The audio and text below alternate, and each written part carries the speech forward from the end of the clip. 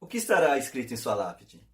Já pensou no legado que você deixará às pessoas ou o mundo ao seu redor? Ou às futuras gerações? No Evangelho de Lucas, capítulo 23, nós podemos ler os últimos momentos de Jesus na cruz. No momento da crucificação do Salvador, havia ali dois homens. E um deles, que creu em Jesus como Salvador e o confessou como Senhor, fez-lhe um pedido especial. No versículo 42 nós podemos ler o seguinte: Senhor, lembra-te de mim quando entrares no teu reino. A resposta de Jesus, que tem efeito até os nossos dias, foi essa: na verdade te digo, ainda hoje estarás comigo no paraíso. Se você ainda não creu em Jesus como Salvador e nem o confessa como Senhor em sua vida, e gostaria de saber mais a respeito disto, deixe uma mensagem nos comentários com a frase: pode me explicar, que entrarei em contato com você para te explicar melhor. E te peço para assistir esse vídeo até o final. E você que já é salvo? Você que já creu em Jesus como Salvador e o confessa como Senhor em sua vida?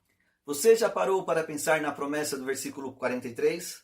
A promessa que Jesus fez àquele nosso irmão que foi crucificado ao lado dele? Foi uma promessa esplêndida que tem efeito até nossos dias. A promessa que, se nós morrermos antes da volta do Senhor, um dia nós fecharemos os olhos pela última vez neste mundo e abriremos no paraíso com o Salvador. E a pergunta que eu tenho para você: qual o legado que você deixará para este mundo?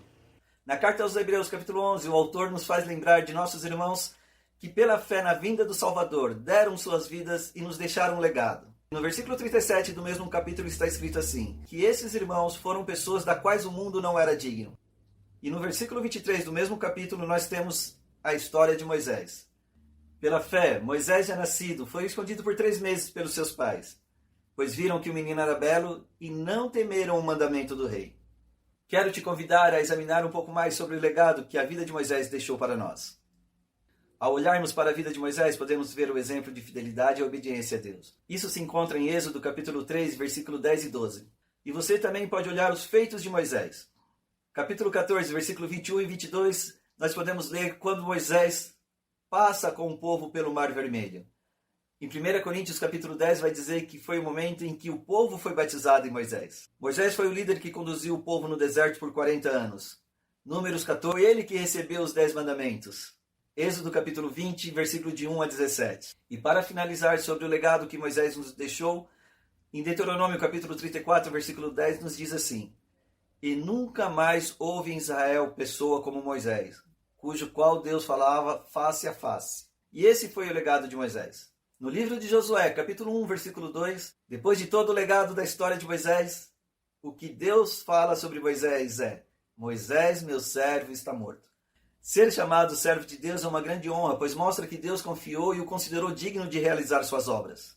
Ao mesmo tempo, foi uma grande responsabilidade, exigindo obediência, serviço e compromisso contínuo. Em Hebreus capítulo 3, versículo 5 nos diz assim: Moisés foi fiel servo na casa de Deus, dando testemunho do que seria dito no futuro. Ou seja, Moisés deixou o seu legado. Eu sei que é impossível comparar nossas vidas com a de Moisés. No entanto, podemos deixar um legado capaz de influenciar as futuras gerações. Se sua vida terminasse hoje, o que estaria escrito em sua lápide? Será que você vive de uma maneira que honra a Deus? E a pergunta que te faço: você gostaria de deixar um legado para o mundo e as futuras gerações? Se sua resposta for sim, eu quero deixar um legado para as próximas gerações, mas eu ainda não sei o que fazer, quero te convidar para ver algumas lições bíblicas que te ajudarão a fazer isso. A primeira lição é: tenha um propósito. Quando Paulo escreve sua primeira carta aos Coríntios, no capítulo 9, versículo 26, nós podemos ler: portanto, corro não como quem não tem alvo, e luto não como alguém que golpeia o ar. A segunda lição: faça tudo de coração. Colossenses capítulo 3, versículo 23 vai dizer assim: tudo que fizerem façam de todo o coração como para Deus, e não para os homens. Terceira lição: imite bons cristãos. Filipenses capítulo 3, versículo 17, Paulo diz assim: irmãos, sede meus imitadores e prestai atenção nos que andam conforme nossos exemplos. Ou seja, aprenda com bons líderes. Em Hebreus capítulo 13, versículo 7 nos diz assim: lembrai-vos dos vossos líderes que vos pregaram a palavra de Deus, observando atentamente o resultado da vida deles, imitando-lhes a fé. Observem sua comunidade de fé, irmãos e irmãs que deixarão legado para as próximas gerações. Imite-os, não tenham vergonha de fazer as coisas que eles fazem. Sejam discípulos. Um dia você estará maduro e terá sua própria personalidade. E ore para que outras pessoas te copiem. Quarta lição: construa um legado duradouro. Em Romanos capítulo 8, versículo 28, nos diz que Deus nos chamou para um propósito. Ore, jejue, leia a Escritura e descubra qual o propósito de Deus para a sua vida. Quinta lição: tenha intimidade com Deus e comunhão com os irmãos de fé. Em Mateus capítulo 22, um dos mestres da lei interrogou nosso Senhor, perguntando a ele sobre o maior mandamento. Jesus o respondeu com as palavras de Moisés. E amarás o Senhor teu Deus de toda a tua alma, de todo o teu coração e de todo o teu entendimento. Este é o primeiro e maior mandamento. E o segundo é semelhante a este. Amarás o teu próximo como a si mesmo. Estas palavras nos levam a entender que temos que ter um relacionamento íntimo com Deus e ter comunhão com nossos irmãos. Hebreus capítulo 10, de versículo 23 a 25, nos exorta a não deixar de congregar. E Colossenses capítulo 3, versículo 16, nos incentiva a estar junto com os irmãos, instruindo uns aos outros e juntos estarmos cantando salmos e cânticos espirituais. Sexta lição. Tenha um desafio diário. Pratique as obras para quais você foi criado. Efésios capítulo 2, versículo 10.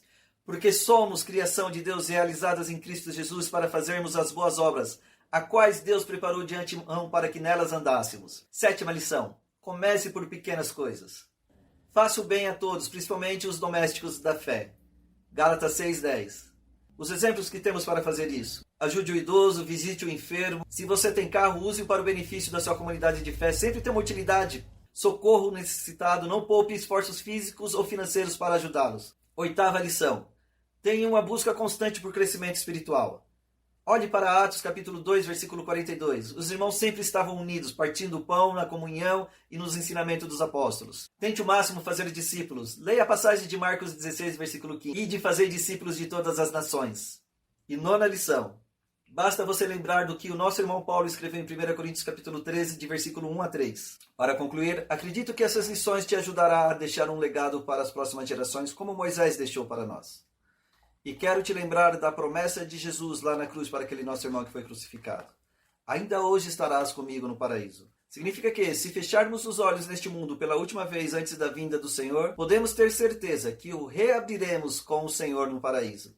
E talvez, com o legado que deixarmos, alguém possa escrever em nossa lápide: eis aqui um servo ou uma serva do Senhor. Que Deus nos abençoe para alcançarmos isso. E se este vídeo alcançou seu coração de alguma forma, deixe uma mensagem nos comentários. Isso ajuda para o crescimento do canal. No demais, Deus o abençoe sempre.